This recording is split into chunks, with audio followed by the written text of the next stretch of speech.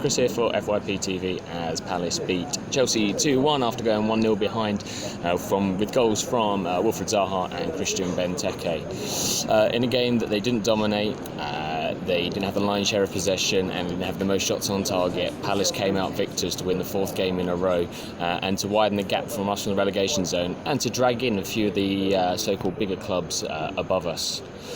Palace went 1-0 behind quite early on as Cesc Fabregas was allowed to just walk into the box and score. And perhaps earlier in the season we would have seen Palace heads dropped and it would have been a matter of how many goals Chelsea scored, not by how much we'd lose.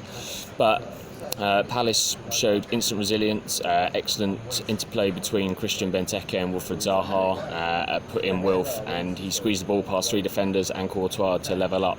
And almost instantly Wilfried Zaha repaid Christian Benteke, put him through and Christian scoring one of the best goals I've seen, waiting for Courtois to go down and then with an absolute filthy lob just to put it in.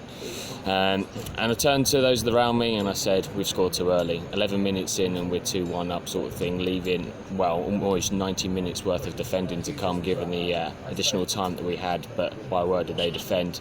Players put their bodies on the line. Those that have come under a lot of criticism, such as Wayne Hennessy and Benteke, shone today and arguably had their best games of the season for us. And that was a team victory. And that's the sort of result that will hopefully keep us up. The hardest part of today, apart from dealing with the rising blood pressure, the jelly legs and the shakes, is now to pick a man of the match. I'm going to give it to Mamadou Sakho.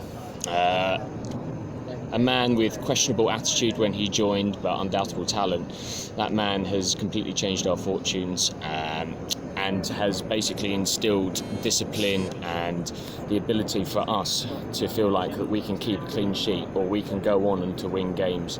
You know, dealing with cramp after 90 minutes, yet still throwing his body on the line with some great clearances, and then to come down at the end and celebrate and dance with the Palace fans show that this man really cares about the cause, and that kind of enthusiasm and attitude is rubbing off on those players around him. So not just for his own personal game, but the effect he has on the team, Mamadou is my man of the match.